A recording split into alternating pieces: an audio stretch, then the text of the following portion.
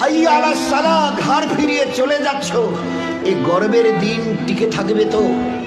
You will be very proud for this that I am a very young and steady. এটা ঠিক থাকবে তো? তোমার এই জওয়ানিকে তুমি ধরে রাখতে পারবে তো? তোমার এই জওয়ানি ঢলবে না তো? ভালো করে ইয়াদ করো, আমি তোমার বড় মেহেরবান আল্লাহ তোমাকে বলছি, একটু ঝুঁকতে শেখো। কি আছে তোমার কাছে গর্ব করার মতো? একটা জিনিস আমাকে দেখিয়ে দাও। আল্লাহ দেখিয়ে দিয়েছে তোমার কাছে তিনটে আছে, তিনটি। কি কি? এক, পায়ের নখ থেকে মাথার চুল পর্যন্ত নাপাক ছাড়া আর পাক বলে কোনো কিছু নেই তোমার কাছে। দেখাও একটা জায়গায়, এই জায়গাটা পাক আছে, বদবু ছাড়া খুশবু বের হয়, দেখাও। পুরুষ হওয়ার মেয়ে ছেলে, দেখাও না। খুলিকাল ইনসানু মিন নুতফা। আমি আল্লাহ জিজ্ঞাসা করছি, তোমার পরিচয়টা আমাকে শোনাবে। পরিচয়টা কি আছে আমাদের কাছে ওই পরিচয় ছাড়া? Few back days we everybody were of a drop of a dirty fluid, nothing else. আমরা সবাই, আল্লাহ আমাদের পরিচয় জানতে চাইছেন। খুলিকাল ইনসানু মিন নুতফা, আমরা বড় ওই নাপাক মনির কাতরা থেকে আমরা জন্ম নিয়েছি। আমাদের পরিচয় few back days we are A drop of a dirty fluid, আমরা এক বিন্দু নাপাক মনির কাতরা। এর চাইতে বড় পরিচয়? আচ্ছা, তোমার পায়ের নখ থেকে মাথার চুল পর্যন্ত একটা জায়গা দেখাবে যেখান থেকে খুশবু বার হয়, দেখাও। নাক থেকে যদি করো, স্বামীও পর্যন্ত বলবে নাকটা একটু ঘুরিয়ে ওই দিকে। মুখ দিয়ে অক করো যদি, তো ছেলেমেয়েরা বলবে আম্মু তুমি এটা কি করছো? পায়খানা পেশাবের রাস্তা দিয়ে হলে তো কথাই নেই। কান থেকে যদি কিছু বেরোয় তো কথাই নেই। চোখের এই জায়গা থেকে যদি বেরোয় তো পাশে কেউ বসতে দেবে না। এরপরে পুরো শরীরের এক একটা লোমের গোড়া থেকে যদি একটু করে ঘাম বের হয়, তো আমার নিজের বিবি, নিজের বেটা বেটি বলবে না আব্বু, স্বামী একটু হাতটা দাও তো, একটু চুমু দিই। চুমু দি, ঘাম বেরোচ্ছে তো, তুমি তো হাজারো হলে আমার স্বামী, তুমি তো আমাদের আব্বু, তা একটু দাও না, একটু চুমু দিই। কেউ সবাই আব্বু একটু হাতটা সরিয়ে নাও না, ঘাম বেরোচ্ছে। এই তো তোমার পরিচয়, পারে নখ থেকে মাথার চুল পর্যন্ত বদবু ছাড়া কোথাও।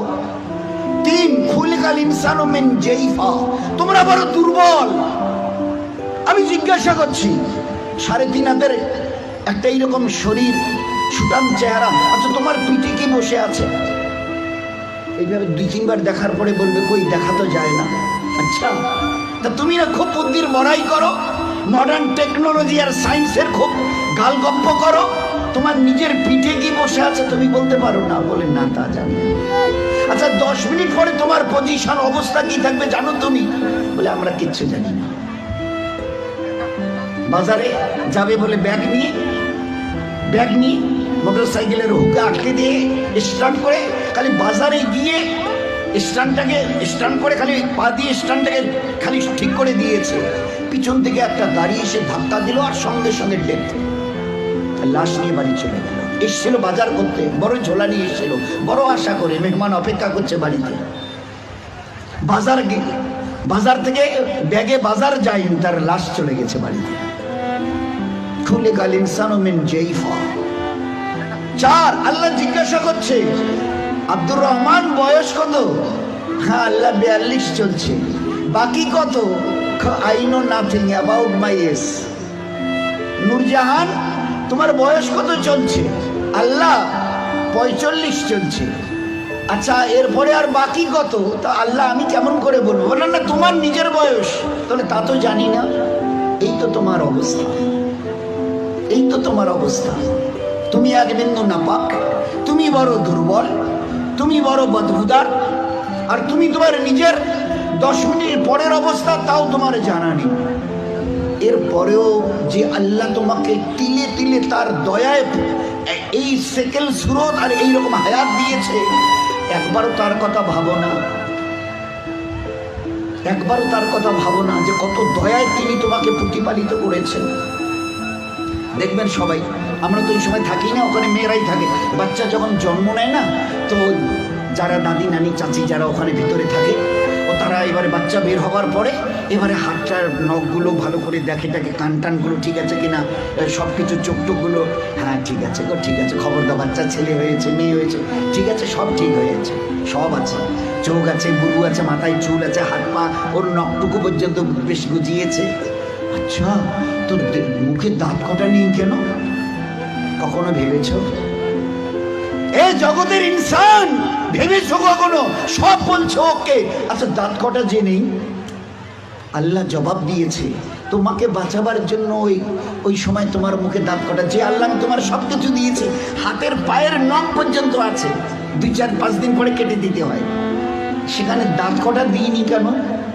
তোমাকে বাঁচাবার জন্যে। আমাকে চেনো আমি কত বড় মেহেরবান তোমার জন্যে, শুধু তোমাকে বাঁচানোর জন্যে। তোমার মায়ের পেট থেকে বেরিয়ে আসার সময় তোমার মুখে দাঁত কটা দেয়নি। যদি দাঁত কটা পেতে না, তো মায়ের সিনার ওই নরম গোশে স্তনে কামড় দিয়ে দিয়ে ক্ষতবিক্ষত ঘা করতে, 3-4 দিন ওইভাবে ঘা তাজা হওয়ার পরে মায়ের চোখের সামনে তুমি তরপাতে, জবাই করা মুরগিকে যেভাবে তরপাতে দেখো, ওইভাবে মায়ের সামনে তরপাতে, আর তরপাতে তরপাতে মরে যেতে তুমি। তোমার মা একটাবার মুখে তুলে তার নিজের সিনা তোমার মুখে লাগাতো না, এই জন্য তুমি কামড় দিয়ে ঘা করে দিয়েছো। আমি বাঁচাবার জন্যে সবকিছু তোমার মায়ের পেটে বানিয়েছি, পুরো ফিগারের যা কিছু প্রয়োজন, each and everything has been given from myself, শুধুমাত্র except your teeth, তোমার দাঁত বাদ দিয়ে, যেখানে আমি তোমাকে আমার দয়ায় বাঁচাতে চাইছিলাম, ওই জন্য দাঁত কটা দিনই, নয়তো মায়ের স্তরকে কেটে ছিন্ন বিচ্ছিন্ন করতে, মায়ের চোখের সামনে তরপাতে তরপাতে তুমি মরে যেতে। একটাবার চিন্তা করেছো আমার কথা? তোমার প্রতি কত দয়া করেছি। ফের এই বাচ্চাটা হাদিসে পাকের মধ্যে এসে আস্তে আস্তে যখন বড় হয়, তার বুবুকে, ভাইকে, আব্বাকে কিছু খেতে দেখে, শব্দ এর কানে আসে, আমারও ওই রকম দাঁত থাকলে আমিও খেতাম। আল্লাহ বলে, হাদিসে পাকের কথা বলছে, আল্লাহ বলে তুই একটু সবর কর, সবর কর, কারণ এখন তোর অতটা হুশ আওয়াজ হয়নি, এখনই যদি দাঁত দিয়ে মায়ের স্থানে কাপড় দিবি, একটু সবর কর, এই 7-8 মাস 9 মাস 10 মাস হোক না একটু, যখন তারপরে আমি দাঁত দেবো। গোস্তের ওই নরম জায়গা থেকে আস্তে করে বাবা মাও সব খুশি, আম্মা তোমার নাতির দাঁত গজিয়েছে শুনেছ? আচ্ছা 2টো দাঁত গজিয়েছে, তো উঠতে দেখে সবাই খুশি। আচ্ছা কখনো ভেবেছ এই দাঁতটা বাড়তে বাড়তে এই পর্যন্ত বারবার পরে আর বাড়ে না? Why? What is the reason of it? Who will give the answer? Who will give the answer? Anybody else of this world? আছে কেউ দুনিয়াওয়ালা, ও মডার্ন সায়েন্স মডার্ন টেকনোলজিওয়ালা, এই দাঁতকে গজাতে থেকে খুশি হয়েছো? বাড়তে বাড়তে এই পর্যন্ত বেড়ে গেছে, তারপরে আর বাড়ে না। কোন দুনিয়ার মডার্ন টেকনোলজি এর পিছনে কাজ করেছে বলো? বলো না। তো দেখেছো আমার দয়া? তারপরেও যদি যেভাবে বাড়ছিল, যদি আর 6টা মাস বাড়তো না, তোমার নিজের চেহারা আয়নায় দেখলে তুমি একবার দেখে আটকে উঠে বেহুশ হয়ে মরে যেতে, অজ্ঞান হয়ে মরে যেতে। কি বিকট চেহারা, নিচের দাঁতগুলো বেড়ে গিয়ে এইরকম, উপরের দাঁতগুলো বেড়ে গিয়ে এইরকম হতো তোমার চেহারাটা, বিকট একটা চেহারা হতো। আমি ওটাকে কন্ট্রোল করেছি। এই বাচ্চা তখন 7-8-10 মাসের, 1 বছর 1.5 বছরের বাচ্চা দেখে দাদা কি যেন, ভাইজান যেন কি কর্মর করে চিবোচ্ছে, বুবু যেন কি একটা খাচ্ছে শক্ত মতো, আব্বু যেন কি একটা শক্ত মতো চিবোচ্ছে, শোনা যাচ্ছে। আসমান থেকে আওয়াজ আসে, তুই একটু সবর কর না, তোকে হালকা জিনিস খাওয়ার জন্য যে দাঁতটা এখন দিয়েছে ওটার নাম হচ্ছে দুধ দাঁত, এর ক্যাপাসিটি কম, হালকা জিনিস চিবোতে পারবি, শক্ত জিনিস চিবোলে না ও দাঁত ভেঙে যাবে, তো তুই একটু সবর কর। ফের কদিন পরে একটা করে নড়া শুরু করে, আম্মু এ দাঁতটা নড়ছে, ফের একটা একটা করে 32 টাকা আমি ট্রান্সফার করি, ফের ওখান থেকে গজানো শুরু করি। এইবারে তুমি নিজের দাঁত দিয়ে যত শক্ত হাড় হোক, পেয়ারা হোক, যা কিছু মন চায় খুব কর্মড়ি চিবিয়ে খাও, কোনো অসুবিধা হবে না। এত বড় দয়ার দান দেখেও তুমি একটাবার আমার সামনে ঝুঁকাবে না? আচ্ছা আমার কাছে তোমাকে ফিরে আসতে হবে না? বলো বলো যে ফিরবে না, ফিরবে না। আজ তুমি আস্তিন গোটাও, লাল চোখ দেখাও, আমার জমিনে দর্প ভরে পা রেখে চলো। আচ্ছা তোমার কি মনে হয় তুমি আমার সঙ্গে মোকাবেলায় আসবে? আসবে? তোমাকে সেজদা করতে না, না ওসব আমাদের দ্বারা হবে না। হয় হয় হয়, কি আছে তোমার কাছে গর্ব করার মতো? আর আমার সঙ্গে তুমি পাল্লা দেবে, মোকাবেলায় আসবে, কি আছে তোমার কাছে বলো না? এর মাস আজকের যেটা ফুলছে মাসল, এটাকে না আর এইদিকে ঝোলা মানে ফুলাতে পারবে না।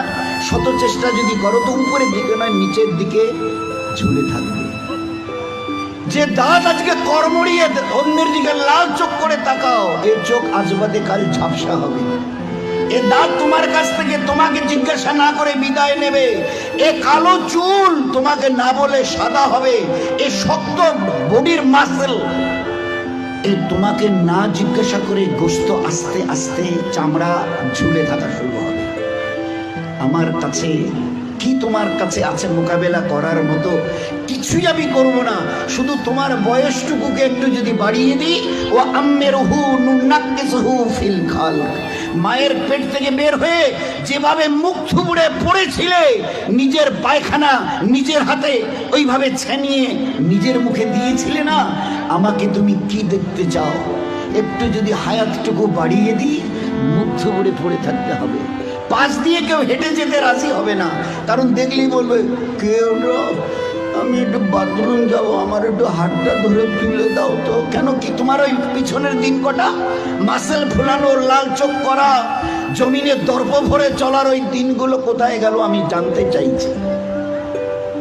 বলো না, আমি কিচ্ছু করবো না। একটা হাতি যদি এসে মশাকে বলে আরে তুই নাকি আমার সঙ্গে নাকি পাল্লা দিবি, তা আমি তো চিন্তা করে কুল পাচ্ছি না, তোকে যে মারবো কোথায় মারবো। আচ্ছা, একটা হাতি যদি মশাকে মারতে চায় কোথায় লাদ মারবে বলেন তো? তো আল্লাহ যদি আমাদের মতো 3 হাতের একটা কমজোর নাপাক